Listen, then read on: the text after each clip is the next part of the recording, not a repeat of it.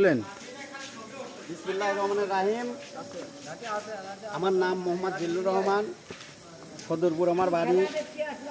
আপনারা ইতিমধ্যে দেখতে পাচ্ছেন আমাদের বর্তমান আগামী দিনের ভবিষ্যৎ সম্ভাব্য এমপি হবে, আমরা আশাবাদী। আমার নেতা এশীয় গ্রুপের চেয়ারম্যান, কুষ্টিয়া জেলা বিএনপির যুগ্ম আহ্বায়ক জননেতা শেখ সাদী ভাইয়ের বাড়ি। আমরা গতকাল থেকে যে লাঠি খেলা প্রশিক্ষণ দেওয়া হচ্ছে, আপনারা অবশ্যই দেখতে পাচ্ছেন।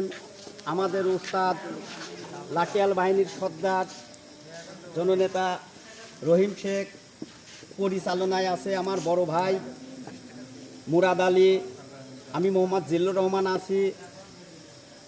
অত্র এলাকার সবার সহযোগিতায় আমরা এই লাঠিয়াল বাহিনী তৈরি করব এবং খেলা শেখাবো। আপনারা জানেন এই শেখ বাড়ি আমরা যে সমস্ত খেলাধুলার আয়োজন করেছি, গ্রামের যে সমস্ত ইয়াং ছেলেপেলে আছে এরা যাতে কোনো নেশার মধ্যে না থাকে, যাতে খেলার ভিতরে থাকলে মন মানসিকতা ভালো থাকে, তাই আমরা উদ্যোগ নিয়েছি এই সদরপুর শেখ বাড়িতে এই লাঠি খেলা হবে। যাদের শেখার ইচ্ছা তারা আপনারা সন্ধ্যার পরে এই সদরপুর শেখ বাড়ি আসবেন। যাই হোক, আপনারা সবাই জানেন খুকসা কুমারখালীর মানুষ আমার নেতা জননেতা শেখ সাদী ভাইয়ের আগামী ভবিষ্যৎ। তিনি জাতীয় নির্বাচন করার জন্য প্রস্তুতি নিচ্ছেন। তাই খুকসা কুমারখালীর জনগণের উদ্দেশ্যে আমি কয়েকটি কথা বলবো। আপনারা জানেন এই সদরপুর একটি ঐতিহ্যবাহী গ্রাম, যে গ্রামে জন্ম হয়েছে আমার নেতা শেখ সাদী ভাই।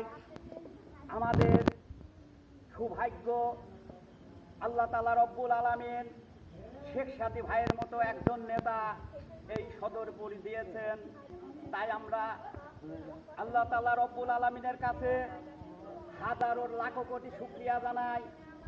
আমার নেতা জননেতা শেখ সাদী ভাই, আমরা যদি সামনে জাতীয় নির্বাচনে তাকে ভোট সিলের মাধ্যমে যদি আমরা এমপি বানাতে পারি, এই যে আনন্দ উল্লাস খুকসা কুমারখালী এইভাবেই চলবে। আপনারা জানেন দীর্ঘ 9টি মাস আমার নেতা যে উদ্যোগ নিয়েছে, যেখানে যাচ্ছে সেখানেই যার যেটা প্রয়োজন বললেই সেটা হয়ে যাচ্ছে।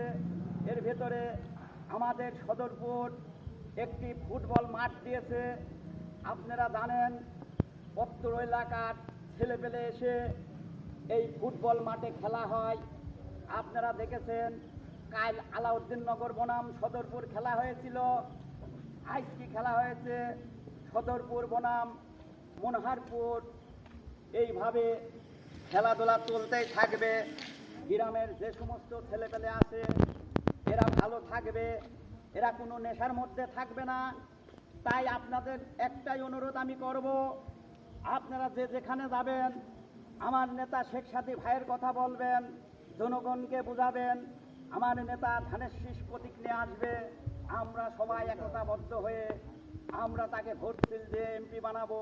যদি এমপি বানাতে পারি, খুকসা কুমারখালী যে সমস্ত কাজ অবশিষ্ট রয়েছে সেই কাজগুলো আমার নেতা শেখ সাদীর মাধ্যমেই, তাহলে আপনারা স্কুল পাবেন, কলেজ পাবেন, মসজিদ পাবেন, মাদ্রাসা পাবেন, ব্রিজ পাবেন, কালভার্ট পাবেন।